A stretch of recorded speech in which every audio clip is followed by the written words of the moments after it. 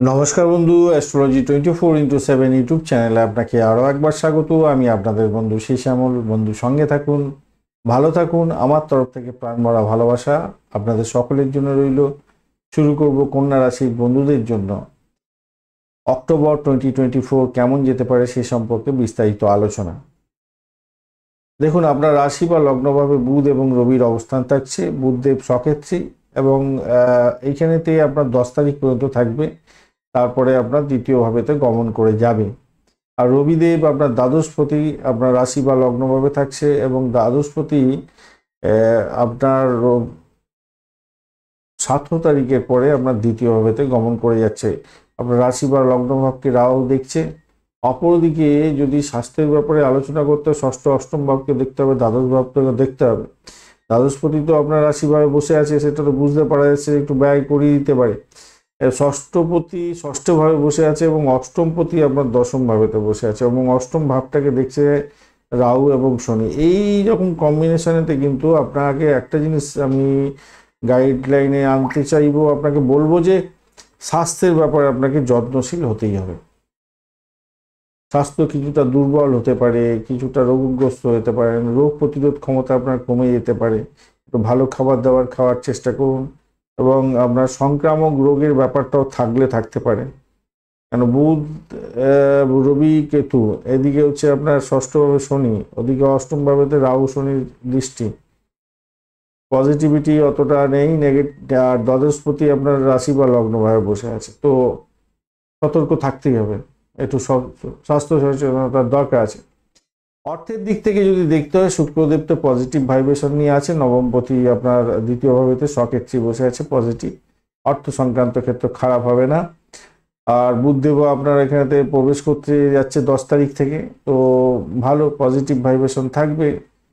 আয় উপার্জন বৃদ্ধি হওয়ার ইন্ডিকেশন থাকছে, কিন্তু 7 তারিখের পরে না আপনার কিছু ব্যয় হতে পারে। সেটা হচ্ছে আপনার শ্বশুরবাড়ি সংক্রান্ত ক্ষেত্র বা হঠাৎ করে কিছু এমন বিপত্তি পড়লেন, কিছু ব্যয় হঠাৎ করে হয়ে গেল, সেটা 7 তারিখের পরে একটু সতর্কতা অবলম্বন করবেন, কিছু খরচ খরচা বৃদ্ধি হতে পারে। তৃতীয় ভাব নিয়ে যদি দেখা যায়, সেখানেতে শনি রাহুর দৃষ্টি পড়ছে, বৃহস্পতিরও দৃষ্টি পড়ছে, তৃতীয় পতি দশমে আছে, তৃতীয় অষ্টমপতি দশমে। তো কর্মজীবনের ক্ষেত্রে দেখুন, কর্মপতি কিন্তু আপনার বুধদেব, সে আপনার রাশিভাবে বসে থাকছে। তারপর 10 তারিখ থেকে আপনার দ্বিতীয় ভাবে যাবে, আর 29 তারিখ থেকে আপনার তৃতীয় ভাবে যাবে।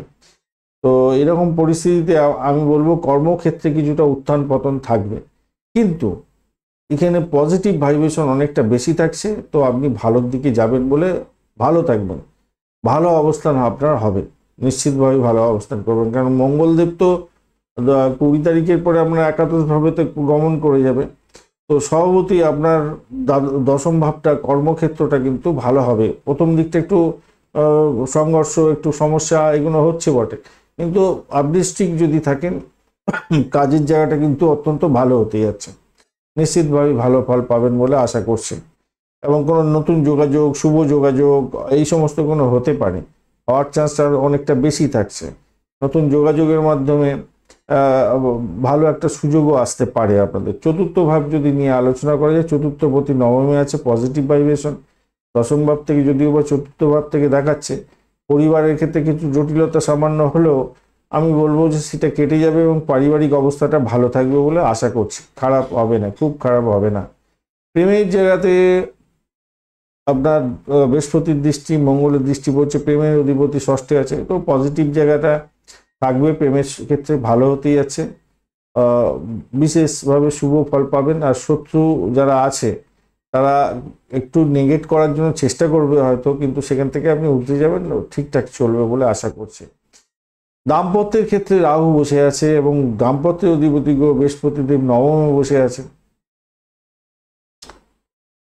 এক্ষেত্রে আমি বলবো, দেখুন, দাম্পত্য জীবনের মধ্যে উত্তেজনাময় পরিস্থিতি এবং দ্বন্দ্বের পরিস্থিতি আপনাকে মানসিকভাবে বিধ্বস্ত করলেও করতে পারে। তবে বৃহস্পতির পঞ্চমের দৃষ্টি আপনার তৃতীয় এবং রাশিতে যে দৃষ্টি পড়ছে, তার ফলে আপনি সেখান থেকে বেরিয়ে আসতে পারবেন, এটা নিশ্চিত। কিন্তু দ্বন্দ্বটা হবে, সেটা ট্যাক্টফুলি মেনটেন করতে হবে। নবমেতে বৃহস্পতি যেহেতু আছে, আগেই বলছিলাম যে তৃতীয় ভাবের অধিপতি নবমে আছে, তো সেক্ষেত্রে নতুন কোনো যোগাযোগ হওয়ার সম্ভাবনা আছে। সেটা হচ্ছে শিক্ষাক্ষেত্রে ভালো ফল পাওয়ার সম্ভাবনা আছে। কঠিন কিছু চ্যালেঞ্জ থাকবে বটে, কিন্তু সেখান থেকে উতরে গিয়েও আপনি পড়াশোনার ক্ষেত্রে ভালো ফল পাবেন এবং বিদেশ যাত্রার মতো শুভ ফল পাওয়ার সম্ভাবনা আছে। বিদেশে পড়াশোনা করতে চাইছেন, সেক্ষেত্রেও শুভ ফল পাওয়ার সম্ভাবনা বিশেষভাবে থাকছে। ভালো ফল পাবেন বলে আশা করছি। ভালো হতেই যাচ্ছে, খারাপ নয়, মোটের উপর ঠিকঠাক থাকছে। দশম ভাব তো আলোচনা করা হলো। একাদশ ভাবেতে রাহুর দৃষ্টি পড়ছে, কিছু বাধা বিপত্তির মধ্যে দিয়ে সাফল্য পাবেন, এটা নিশ্চিত হতে যাচ্ছে। ব্যবসা বাণিজ্য যারা করছেন তাদেরকে বলবো তীক্ষ্ণ বুদ্ধি দিয়ে আপনি ব্যবসা বাণিজ্য পরিচালনা করুন। রাহু এখানেতে বসে আছে, বুধ এবং রবির একটা দৃষ্টি আপনার সপ্তম ভাবেতে পড়বে প্রথম দিকে। তো তীক্ষ্ণ বুদ্ধি দিয়ে যদি আপনি ব্যবসা বাণিজ্য পরিচালনা করেন, তাহলে আপনার ব্যবসার ক্ষেত্রে সফলতা প্রাপ্তি কেউ আটকাতে পারবে না।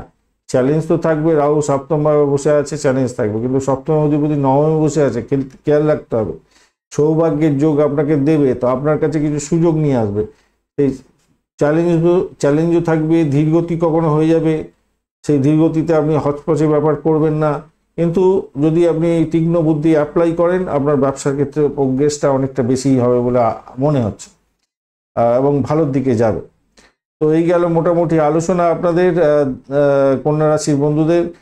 দৈনিক রাশিফলটা অবশ্যই ফলো আপ করবেন, তার সঙ্গে এই মাসিক রাশিফলটা ফলো আপ করবেন, তাতে ভালো হবে। এবং দৈনিক পঞ্চাঙ্গটা আপনারা দেখবেন, দেখে তারপরে আপনি টাইম শিডিউল ঠিকঠাক করবেন।